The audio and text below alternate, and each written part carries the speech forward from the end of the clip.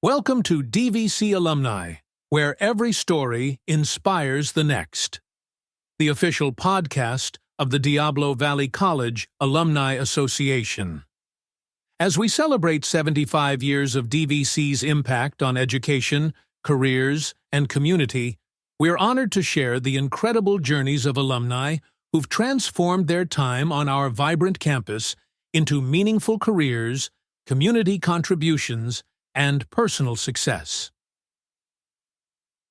Each Tuesday, we spotlight DVC alumni, from first-generation graduates to entrepreneurs, educators, and leaders who share the triumphs, challenges, and pivotal moments that shaped their lives. And on Thursdays, it's Resource Thursday. We dive into the programs, departments, and services that make DVC the supportive, dynamic community it is, exploring how they serve students and how you can connect with them. Whether you're a current student, recent graduate, or longtime alum, join us as we honor DVC's legacy and discover how our past continues to inspire the future. Thank you for being part of this journey. Be sure to tune in, subscribe, and celebrate with us. DVC Alumni, where every story inspires the next. And now, join our host, Alumni Manager, Charlie Daly. And we are live, folks. So let's start with, this is actually exciting because we've got the DVC football program in here. Let's start with you guys introducing yourselves. Vince Bordelon, recruiting coordinator and edge rush assistant D-line coach. Okay. Beaux Tagaloa, defensive line coach and strength and conditioning. Oh, cool. Okay. Okay. So let's talk a little bit kind of generally. How did each of you get into, because you don't take a class in high school that says, I want to be a football coach, but somewhere along the line you fall in love with the sport and you decide to be part of that process. So let's talk a little bit. Well, let's start with you because you're the youngster in the room. So yeah, well, I recently just graduated last fall from Cal Berkeley. I had interest of doing strength and conditioning. So the new head coach, Jimmy Collins, he recently just reached out earlier this year about potential positions for strength and conditioning. And then he opened another door of coaching the defensive line, of which I played at San Jose State in the beginning years of my college. Mm-hmm. So that's how that came about. But yeah, I was initially just supposed to be the strength and conditioning. But then when I had another avenue of coaching the defensive line, that's how that all began. Wow. Okay. Yeah. Cool. And Vince. So with me, Charlie, I met Beaux because I know his father, Sam. He's a great man. He's raised great children and, 3 Division I football players, sons. And Beaux was a young man when I was at City College San Francisco that I met, and he was working with Stag Elite. Stag Elite's a program where they work with offense and defensive linemen, young kids, to develop them and assist them in fundamentals and techniques. So myself, I played at DVC in 1984. Yeah. I was Coach Ed Hall's first recruit, one of his first guys he recruited here. Coach Hall, I played offensive center in 1984, left here and went to Cal State Hayward when Hayward had a football Division II program. Played there. 1987 was my first year coaching here at Diablo Valley College. So wow. Coach Hall brought me back. I coached the 10-0 team. I coached Phil Lopsinger, All-American went on to San Jose State. Coached a lot of former kids that went on to 4-year schools, but this is, like I was saying, my 37th year coaching football. Jeez. So you've got your 37 years. You're just getting into the coaching part of this, right? And do you feel so? Obviously, you feel a great passion for it. So yes, talk about that. Yes, because 37 years. A lot of people don't even stay married that long. So. Correct. I've been married 35. Okay. So it's funny. But I was at Cal State Hayward and just finished playing football. I remember my mother, I was leaving DVC, going to Hayward. And my mom used to always say, man, you love to play. Go be a PE teacher. So I got my bachelor's in physical education, got my master's in physical education. And instead of being a teacher, I just went right into here coaching. and I coached part-time because I had my master's, but I worked with Alameda County Probation Department for 25 years. So I was working with good kids and not so good kids, at-risk youth at Alameda County Probation. So I love helping kids, working kids, developing kids, and we always say, become great. We want kids to become great. Yeah. Well, I like that kind of paradigm you have going of the the kids that are kind of on the ragged edge and really need somebody to kind of, hey, buddy, get on over here, and then the guys that are getting it squared away. So correct. Yeah. Yes. And so you've known this young man here for quite a while. I've known Beaux. I knew his father for quite a while, and then I always knew from afar, watching his brothers play, grow up, and at De La Salle High School. All of them went on to be successful, and one's currently playing at University of Nebraska, his brother Brody. But Boss went to UCLA, and like Beaux said, he's went to San Jose State, and then he finished at Cal Berkeley. So Beaux, are you looking to? I mean, I know you're at the beginning of your career, and you probably can't see 37 years down the road. But I mean, what do you see just for the next few years? I mean, what do you feel like the fire or? Well, right now I'm living it.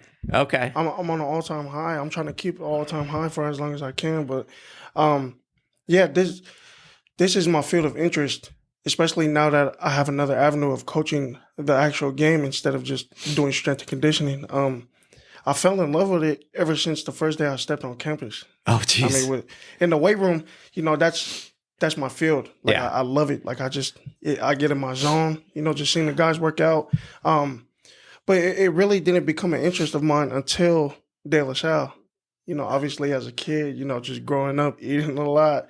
But the switch really didn't snap for me until I got to De La Salle.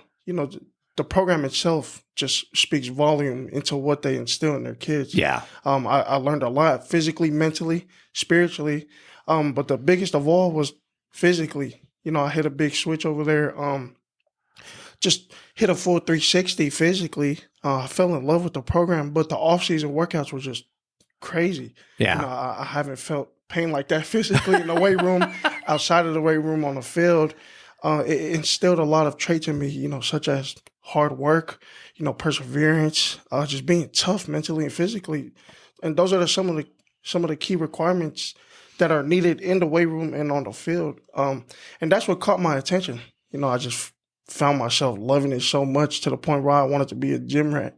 And I think that's where I started to tell myself, like, a lot of people fade from the game as soon as they're done. I think this is something where I could, potentially have a knack for, is not just the fitness part of it, but also staying closer to the game itself. So, well, one thing Beaux talked about, work ethic. Yeah. They brought that De La Salle work ethic. Oh, yeah. We got Nathan Kenyon as our defensive coordinator, and Devin Nunez and Logan Nunez, and of course Dejan Gomes. But on our defensive side of the ball, the work ethic is incredible. I mean, putting in all the film study that we do, the preparation, and then we apply. But our guys really worked hard for us. We got here May 10th. And we were grinding. We were really going, 5-6 hours a day, running, lifting, then football. And the new kids, or the kids that we inherited, weren't used to that. And they were like, Coach, this is a real program. And Coach Collins always talks about, we set a standard. Yeah. And this is the Diablo Valley College standard that we're trying to implement here. And it's a lot to do from my 37 years, Jimmy's 15 years, Dejan's years of being in the NFL and coaching Division I, and then Nate and Devin, and we just all put it together. I call it a big gumbo because our defense is really playing well, flying around, getting after people.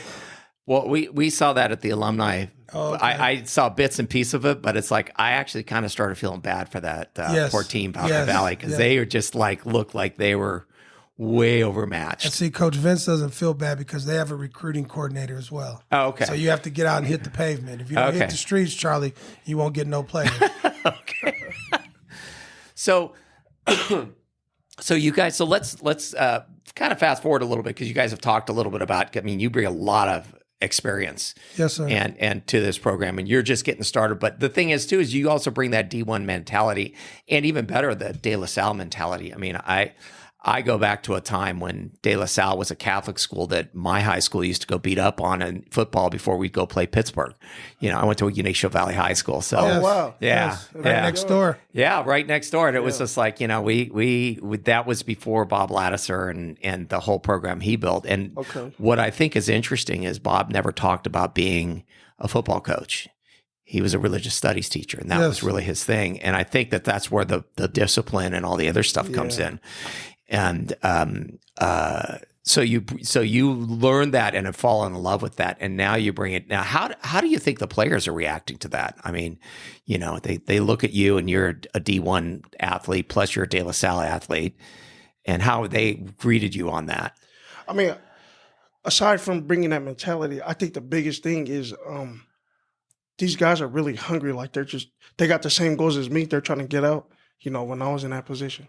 They're a bunch of sponges. Yes, Yeah. absorbing everything, absorbing all the knowledge, all the game, all the work. And they're really applying it. Like they're really adjusting to it really well. I think from the first moment we all stepped on campus, they all adjusted to a new staff, but not just that, a new standard. Yeah. I think we've done a great job as a staff asserting that standard and trying to uphold those players to those standards. And they love it. Like they bought into it from the get. I think them being able to see the staff, the experience, the knowledge that we all bring to the table, it helps them know, like, oh, they're not just feeding us any crap. There's all these guys bring different traits to the table. Now they're picking apart what they can take away from us, and I love it. So so you guys come in and they see the experience and can feel it, as opposed to this is a guy that watched YouTube video. Correct. So Correct. yeah. So now you come in with 37 and actually history here to begin with. Yes, sir. And you came in here, and how have the recruits and stuff responded to that? I think the kids really looks up to it because, like I was telling you earlier, this is my third tour at DVC coaching. Yeah. I did coach with Coach Ed Hall first in 1987 to 93.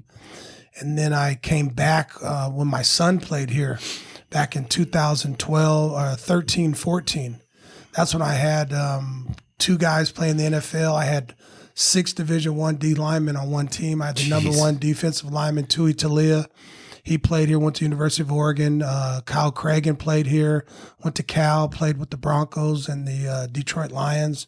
So there's guys that come through here. We led the nation, or we actually led the state that year with 52 sacks. Wow. Yeah, that was a record, state record that still stands. But that's all when Mike Darr was here. Mike Darr was a phenomenal guy. All this stuff that we're reaping now, the facilities and all this notoriety is all Mike Darr, because we appreciate Mike Darr. He laid the foundation for all this, because Coach Hall and I still talk every day to this day, and that's what we're always saying about the new field house and the facilities for the young men, because it's an easy push for me to recruit. I can sell new stuff, nice stuff. Yeah. It's not Division I level, but it's a top JUCO junior college. It's a top. Well, we're supposed to say community college now, not JUCO. I know. Community college. Excuse me. But and the kids enjoy it. And then Jason Butler takes care of the kids. Amazing. He's a gentleman that got you guys those shirts. The kids got spirit packs, they got hoodies, they got sweatshirts, they got, Jason does such a phenomenal job. And then Christine Worsley makes sure the budget's right, so coaches are being compensated. The kids got all the equipment we travel D1, we eat good, we got Bauer buses, and it's really nice. It's real nice. So what do you see as, like, moving forward? You guys are, let's see, you're pretty much. We're 4-3 right now. Yeah.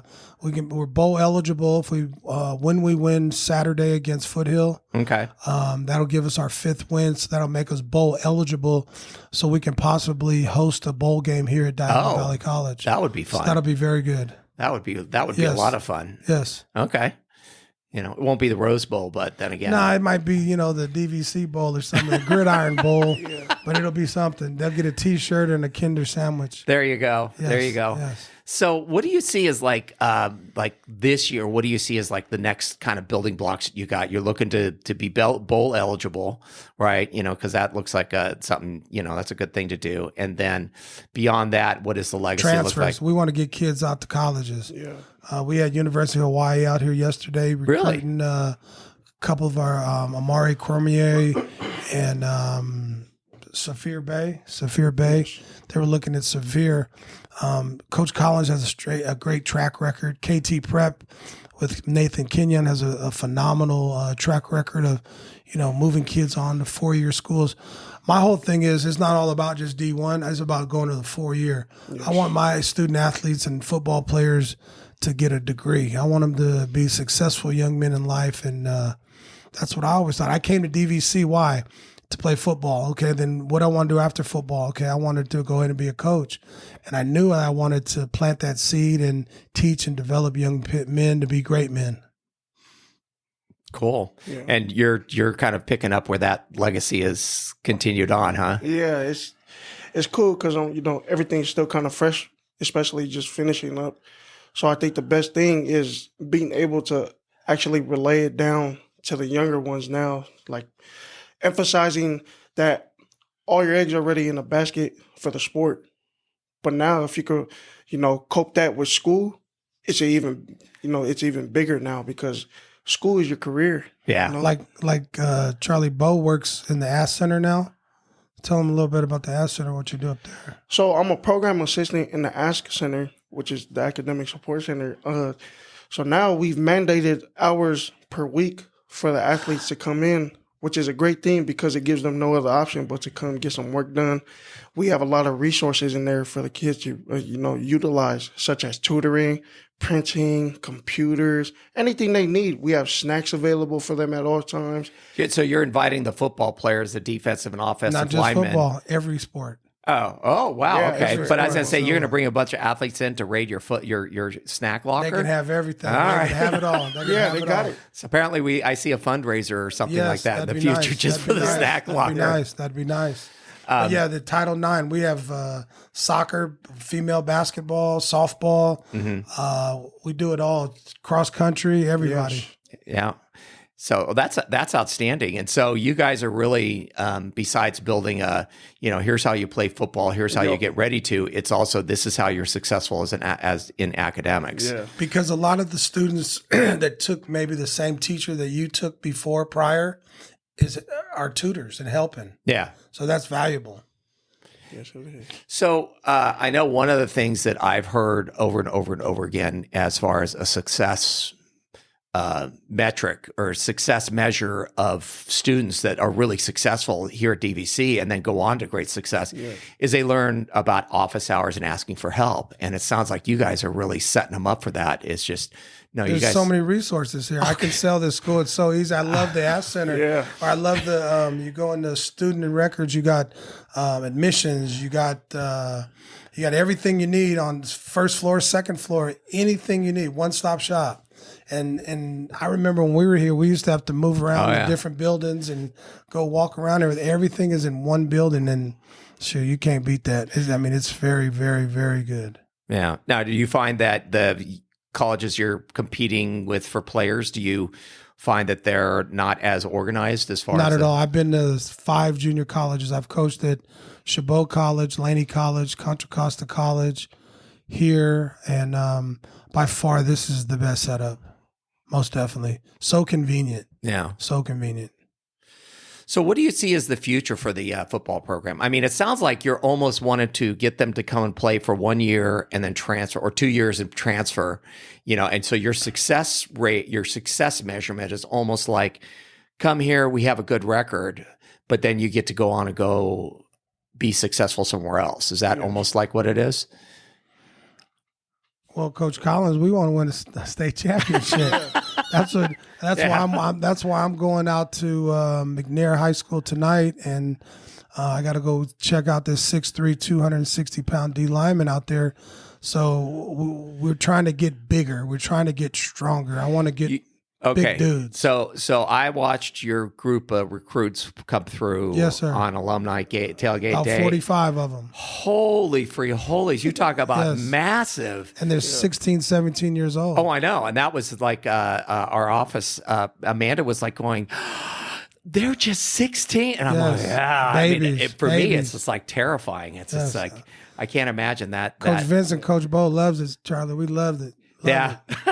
Love it. Well, and you must love it because it's like you gives you something to work with, as far as you're not starting from, okay, this is how you lift a weight. Yeah. Yeah. They come in already prepared. Yeah. They got the knowledge of what they're supposed to do. Now we're just trying to teach them how to enhance it. Yeah. We had quality high schools out there in the Clayton Valleys, the De La Salles, the Alameda Valleys, the Pittsburghs. They have great strength and conditioning programs. They have great off-season training programs. So a lot of times we mainly teach them how to be a college football player once they Right. get to us. Now this is the change. You got extra minutes on that clock. The guys are a lot bigger than you, a lot stronger than you. And then sometimes in community college, you're playing against a 22, 23, 24-year-old Yep. at 17, 18. Yeah. So there's a difference. Yeah. Well, cool. Well, I'm looking forward to the rest of the season. I'm excited. I hope you guys do make it to a bowl game. It sounds like you Yes. guys got a pretty good shot we'll at make it. sure you're there. We'll get all you guys there. Yeah, We we'll make appreciate sure we you. get it there. And I really want to thank you guys for rolling out the carpet for us on the Most definitely. tailgate. That Thank was you. that was a lot of fun. And it really surprised as we're building a new alumni association. The folks that showed up there were like going, "Oh my gosh, This look at school's these." kind of cool. Yeah, This they is were not- like going, "This isn't like the usual." And I guess the other thing, it was a little sad for who was that? Who was it? Who were you guys playing last Saturday? Delta. Delta? Yes. They had like 12 people in the Right. stands We over had a there, lot of- and we had a we lot- had like most of the bleachers covered. And I thought you looked at me crazy when I said, well, I'm going to have a couple cars out there. We're going to have a car show. Yeah. A mini car show. well, I think we're going to build on that because it's Yes, definitely a good yes, thing. yes, and yes. and so I do want to thank you guys. So what are the next couple of things you guys are doing that you want people to know about? Now, this is probably going to be coming out probably on Thursday, not yesterday, but this coming Thursday. We're going to put it out there. So what's happening after that? What's coming up between now and Thanksgiving? We'll get ready for priority registration for student athletes that want to come. Spring practice.